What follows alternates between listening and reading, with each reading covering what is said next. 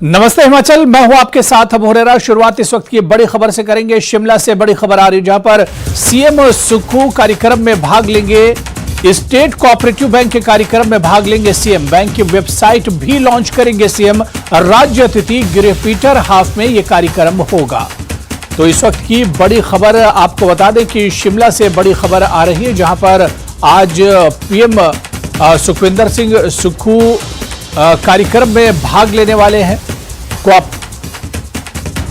State cooperative bank के कार्यक्रम में शिरकत करेंगे सीएम सुखविंदर सिंह सुक्खू। और इसके अलावा आपको बता दें कि बैंक की वेबसाइट भी सीएम लॉन्च करेंगे। इस पर और बातचीत करेंगे। हमारे सहयोगी राजेंद्र इस वक्त हमारे साथ शिमला से जुड़े हुए हैं। राजेंद्र, आज सीएम का जो प्रोग्राम है कोऑपरेटिव बैंक की जो प्रोग्राम है उसमें शिरकत करेंगे और बैंक की जो वेबसाइट है उसे भी सीएम आज एक तरह से लॉन्च करेंगे। किस तरह का ये प्रोग्राम है?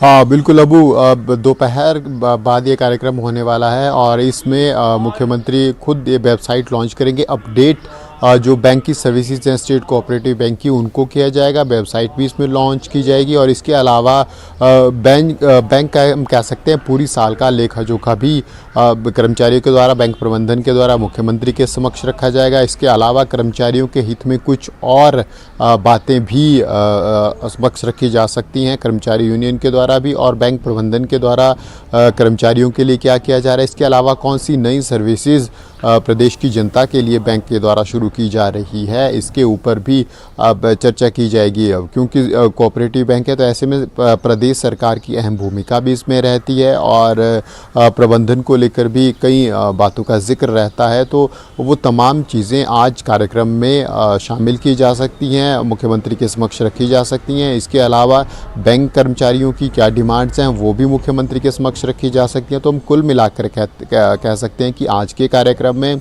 एक तो प्रदेश की जनता को बैंक की तरफ से क्या कुछ किया जा रहा है और क्या कुछ नई चीज़ें दी जाएंगी उनका जिक्र होगा, और बैंक को अपडेट करने के लिए खासकर अगर डिजिटल करने की बात करें तो उस दिशा में अब बैंक धीरे धीरे बढ़ रहा है। अब चाहे वेबसाइट लॉन्च करने की बात हो या तमाम सर्विसेज का भी जिक्र बैंक की तरफ से किया जा सकता है। तो काफ़ी महत्वपूर्ण ये कार्यक्रम रहने वाला है। मुख्यमंत्री के अलावा कैबिनेट मंत्री भी इसमें मौजूद रह सकते हैं और साथ में स्टेट कोऑपरेटिव बैंक के चेयरमैन भी इसमें मौजूद रहेंगे। तो काफ़ी बड़ा ये कार्यक्रम रहने वाला है और कई अहम सर्विसेज जो बैंक के द्वारा इशू की जाएंगी या शुरू की जाएंगी उनका जिक्र भी आज होगा और मुख्यमंत्री एक वेबसाइट को भी आज लॉन्च करने वाले हैं। इसके अलावा अगर आज के दिन के शेड्यूल की मुख्यमंत्री की बात करें, हालांकि संडे आज है लेकिन पूरा व्यस्त शेड्यूल आज है। मुख्यमंत्री अभी कुछ देर में अपने सरकारी निवास ओक ओवर पर लोगों से मुलाकात करेंगे।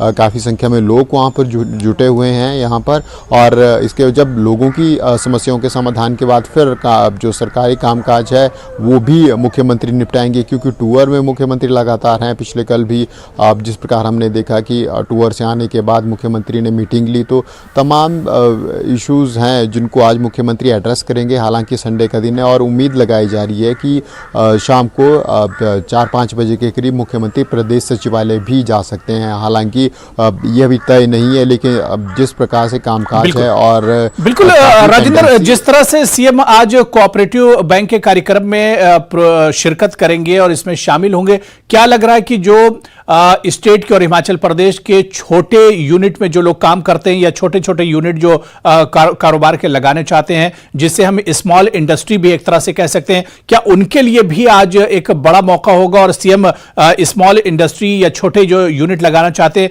उनके लिए भी कोई ऐलान संभव है या कोई बड़ा ऐलान कर सकते हैं सीएम?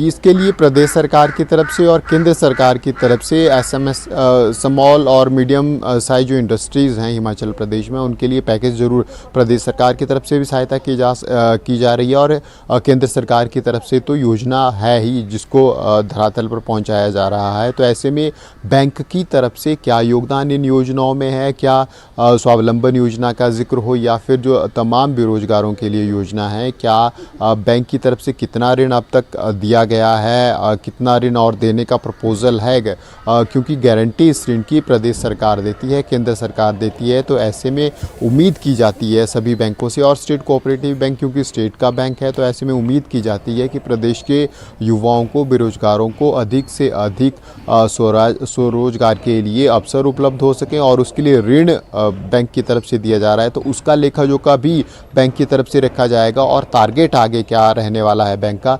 अब हो सकता है मुख्यमंत्री भी अपने भाषण के दौरान बैंक को एक टारगेट दें, ताकि कि इतने बेरोजगारों को ऋण इस योजना के तहत बैंक उपलब्ध कराए। तो उसका जिक्र भी किया जा सकता है, क्योंकि जो स्मॉल इंडस्ट्रीज़ हिमाचल प्रदेश में हो, चाहे हाइड्रो सेक्टर में हो या फिर अदर पैकेजिंग इंडस्ट्री में हो, तो काफ़ी स्कोप हिमाचल प्रदेश में स्मॉल और मीडियम साइज इंडस्ट्रीज़ के हैं। टूरिज़्म में भी एक बड़ा स्कोप है। तो ऐसे में उम्मीद की जाती है कि बैंक की तरफ से जो प्रोसेसिंग ऋण की है वो सॉफ्ट हो, वो जल्द हो, और उसको अधिक जटिल ना बनाया जा सके। तो उसको लेकर भी आज जिक्र ज़रूर मुख्यमंत्री के भाषण में और बैंक प्रबंधन की तरफ से किया जा सकता है। जी अबू। बिल्कुल राजेंद्र, क्योंकि देखिए कोई भी इस तरह का प्रोग्राम होता है जो बैंकिंग से जुड़ा हो या जो माली उससे जुड़ा हो, ऐसे में हिमाचल सरकार की नज़र स्टेट के लिए, रेवेन्यू के लिए ज़रूर होती होगी। अब स्टेट कोऑपरेटिव बैंक से किस तरह से रेवेन्यू जुटाया जा सकता है, क्योंकि ये स्टेट के ही अंडर में आता है, तो इस पर भी सरकार की नज़र होगी कि स्टेट कोऑपरेटिव बैंक के जरिए किस तरह से स्टेट के लिए रेवेन्यू एक तरह से जनरेट किया जाए।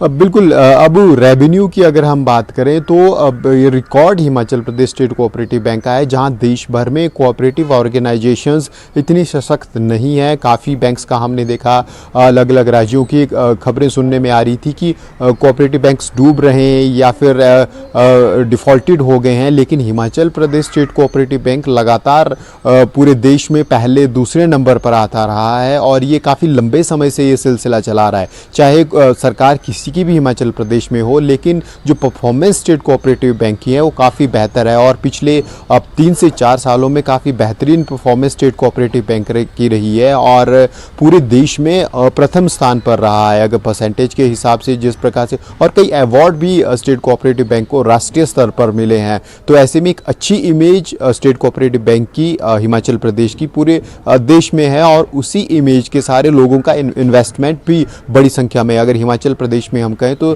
सरकारी कर्मचारियों का बहुत बड़ा, एक हम कहते हैं रिटायर्ड कर्मचारियों का एक बहुत बड़ा धन स्टेट कोऑपरेटिव बैंक में जमा होता है, जिसके सहारे वो अपना जीवन यापन भी करते हैं, और स्टेट कोऑपरेटिव बैंक को भी एक अच्छा खासा रेवेन्यू इस धन से आता है। तो ऐसे में उस इमेज को कैसे बरकरार रखा जाए, ये भी बड़ी चुनौती है, क्योंकि देश भर में हमने देखा कि कोऑपरेटिव ऑर्गेनाइजेशन पर सवाल खड़े होते रहे हैं।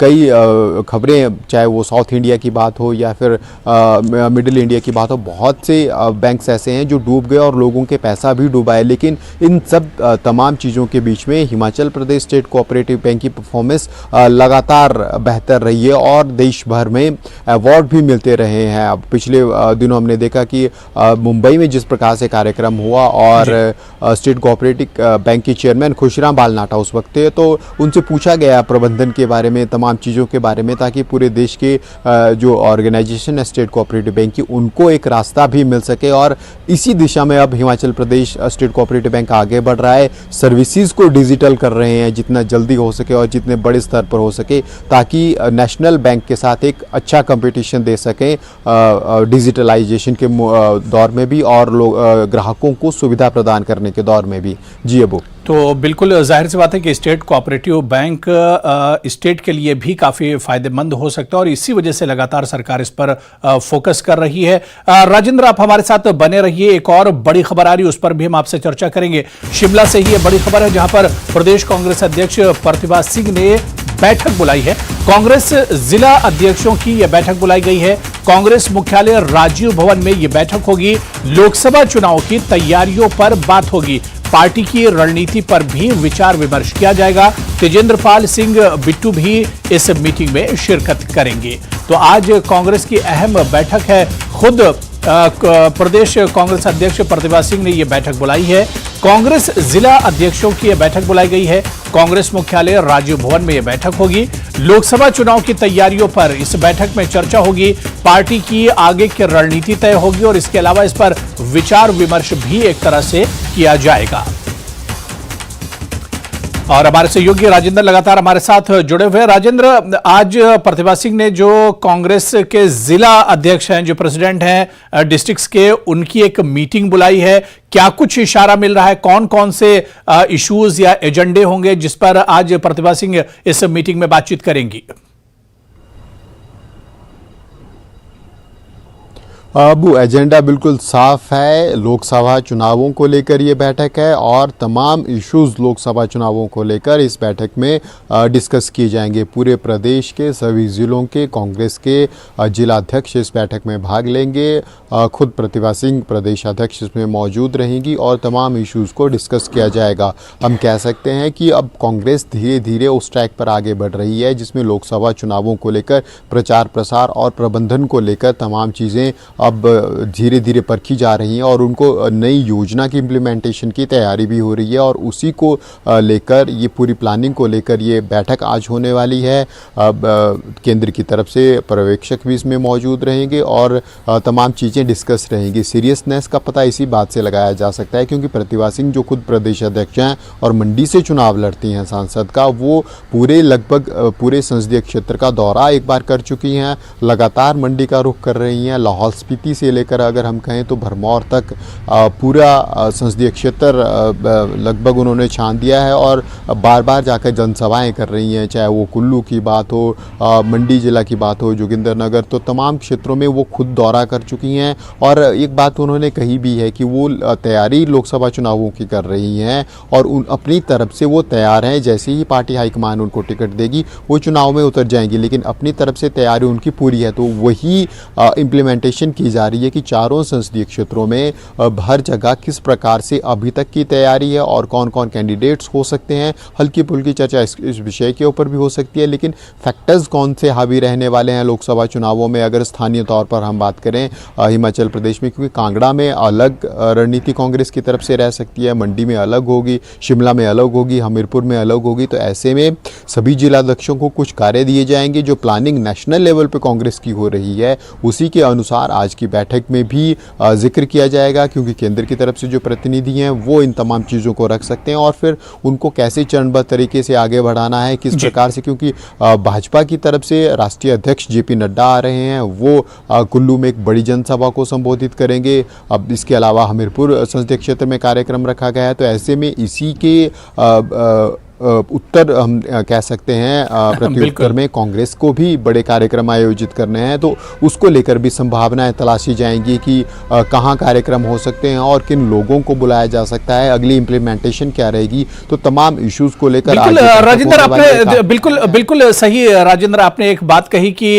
हमेशा जब कांग्रेस और बीजेपी के बीच में मुकाबला किया जाता है और होमवर्क की बात की जाती है तो हमेशा कहा जाता है कि चुनावी होमवर्क में बीजेपी बहुत आगे रहती है कांग्रेस में। लेकिन इस बार हम देख रहे हैं कि जैसा कल से ही जेपी नड्डा का हिमाचल का 2 रोज का दौरा शुरू होने वाला है और उससे पहले ही कांग्रेस एक तरह से कांग्रेस ने मंथन शुरू कर दिया है। तो कहीं ना कहीं इस बार कांग्रेस आगे निकलती दिख रही है बीजेपी के मुकाबले में।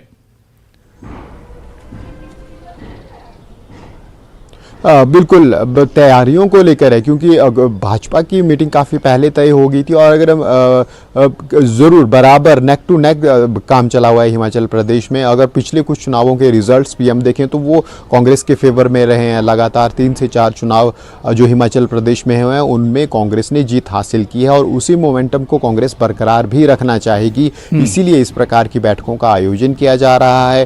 कांग्रेस प्रदेश अध्यक्ष संगठनात्मक रूप से खुद लीड इन प्रोग्राम्स को कर रही हैं। जैसे जैसे समय बीतेगा फिर मुख्यमंत्री भी इस पूरी प्रोसेस में इन्वॉल्व होंगे और कोशिश की जाएगी कांग्रेस की तरफ से कि जो मोमेंटम जीत का बना हुआ है उसी को आगे बरकरार रखा जाए लोकसभा चुनावों के लिए भी, क्योंकि एक फेवरेबल पोजीशन हिमाचल प्रदेश में कांग्रेस के लिए ज़रूर है, क्योंकि विधानसभा चुनावों में कांग्रेस ने बड़ी जीत हासिल की है और अगले भी करीब 4.5 वर्ष तक हिमाचल प्रदेश में कांग्रेस की सरकार रहने वाली है। तो इस एज को कैसे कांग्रेस भुना पाती सकती है? क्या इसका लाभ कांग्रेस को मिलेगा या फिर लोकसभा चुनावों में केंद्र के मुद्दे हावी होंगे और भाजपा जिस प्रकार से मोदी लहर की हम बात करें या फिर केंद्र में सत्ता की बात करें, मजबूत नेतृत्व की बात भाजपा करती है, या फिर उस दिशा में भाजपा को बढ़त मिलने वाली है? तमाम चीजें देखने की हैं, लेकिन कांग्रेस की तरफ से होमवर्क जरूर शुरू कर दिया गया है, प्लानिंगें शुरू कर दी गई हैं और इंप्लीमेंटेशन को लेकर लगातार बैठकें भी हो रही हैं।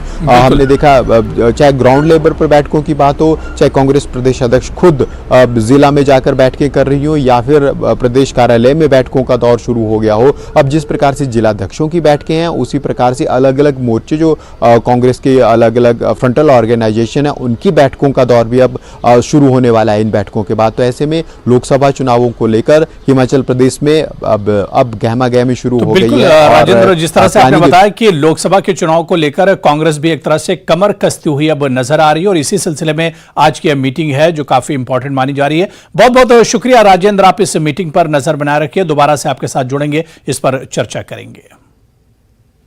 चलिए यहां पर फिलहाल रुकेंगे छोटे से ब्रेक के लिए।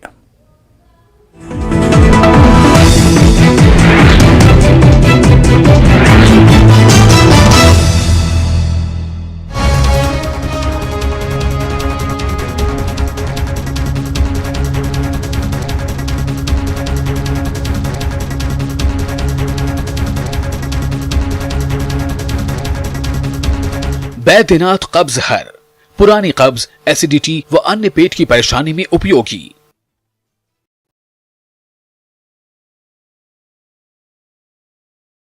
कठुआ में पानी की पाइपलाइन से एक मरा हुआ सांप निकला, लोगों में आक्रोश, लोग गंदा पानी पीने को विवश।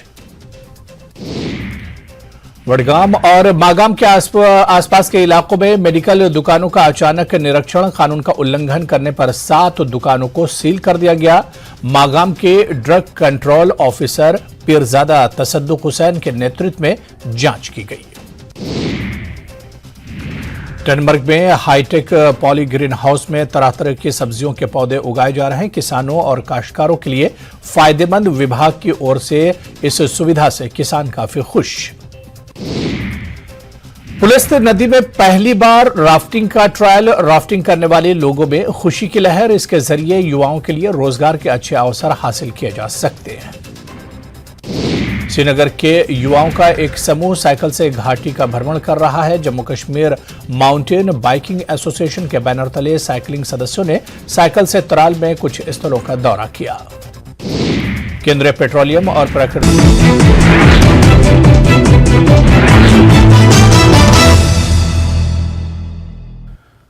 रामशहर नालागढ़ के आदित्य ज्योति आई हॉस्पिटल द्वारा फ्री चेकअप कैंप का आयोजन किया गया। इस फ्री चेकअप कैंप में सैकड़ों लोगों ने शिरकत कर फ्री आई कैंप का फायदा उठाया।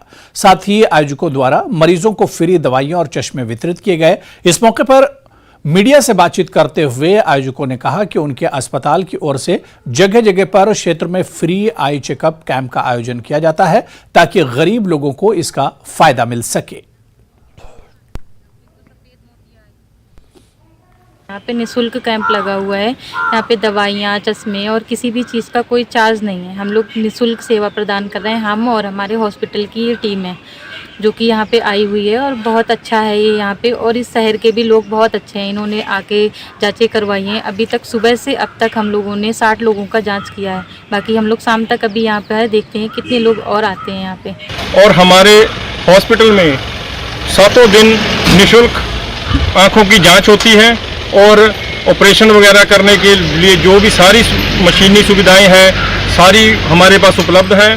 हमारी ब्रांचेस जैसे कि मंडी, हिमाचल में ऊना और लुधियाना, समराला, मोहाली में आदित्य ज्योति आई हॉस्पिटल की काफ़ी ब्रांचें हैं।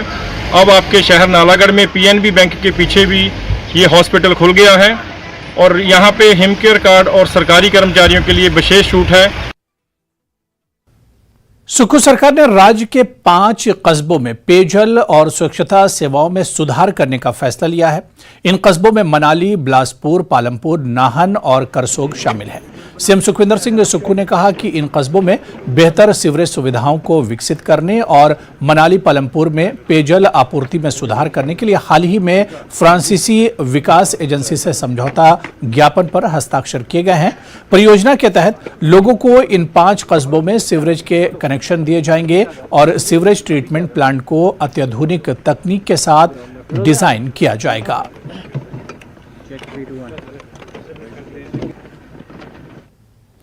राज्यपाल शिव प्रताप शुक्ल से राजभवन में थल सेनाध्यक्ष जनरल मनोज पांडे ने मुलाकात की। ये एक शिष्टाचार भेंट थी। इस अवसर पर राज्यपाल ने थल सेनाध्यक्ष को हिमाचली टोपी और शॉल के साथ स्मृति चिन्ह भेंट कर सम्मानित किया। इस दौरान राज्यपाल को थल सेनाध्यक्ष ने सेना से संबंधित विभिन्न मुद्दों पर जानकारी दी और शिव प्रताप शुक्ल और जनरल मनोज पांडे ने क्षेत्र की सुरक्षा और दूसरे अहम मुद्दों पर भी चर्चा की। आर्मी ट्रेनिंग कमांड के general officer commanding in chief lieutenant general SS महल भी इस दौरान मौजूद रहे।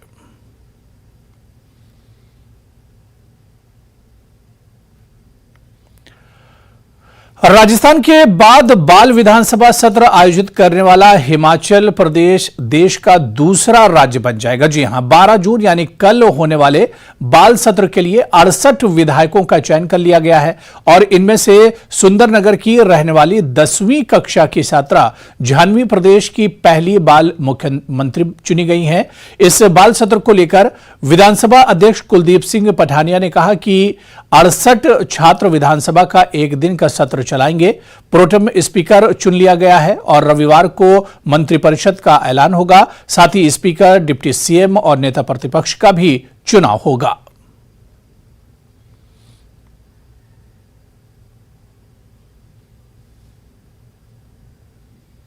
डिजिटल बाल मेला जो साइट है ये उसी को ऑपरेट करते हैं।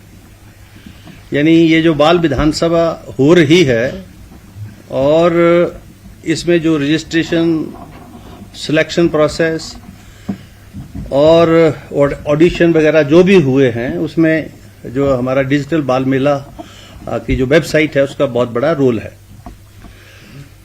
ये 12 तारीख को आप जानते हैं कि बाल श्रम निषेध दिवस है।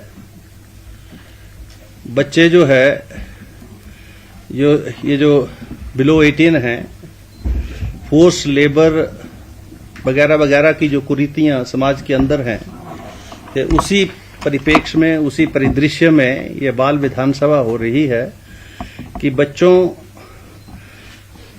बच्चे जो हैं वो भविष्य है देश का और भविष्य हैं, तो इसलिए देश की चुनौतियों के लिए बच्चों को जो है उसके लिए तैयार करना है, ना कि बच्चों का शोषण जो है श्रम के रूप में 18 साल की आयु से कम हो।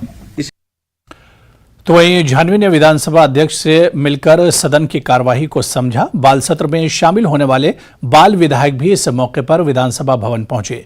इस मौके पर जाह्नवी ने कहा कि स्वास्थ्य और शिक्षा का क्षेत्र उनकी प्राथमिकताओं में शामिल है। जाह्नवी चाहती हैं कि सभी विभागों में एक समन्वय स्थापित होना चाहिए। मंत्रियों का चुनाव उनकी योग्यता और अनुभव के आधार पर होना चाहिए।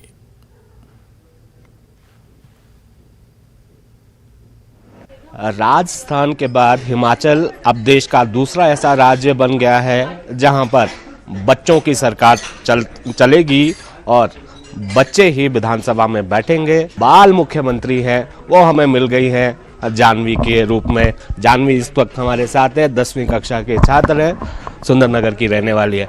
जाह्नवी, पहले तो बहुत बहुत बधाई। कंपटीशन कैसा रहा? बहुत ही बढ़िया, और मतलब बहुत बच्चे थे, एक अकेली मैं नहीं थी जिसका बोलने का तरीका बहुत अच्छा था, बहुत सारे बच्चे थे। पर फिर चयन प्रक्रिया आगे हुई, कई बच्चे अटेंडेंस में आते थे नहीं, बस वही था कि कहीं कमी रह जाती थी। बतौर मुख्यमंत्री क्या प्राथमिकताएं हैं आपकी?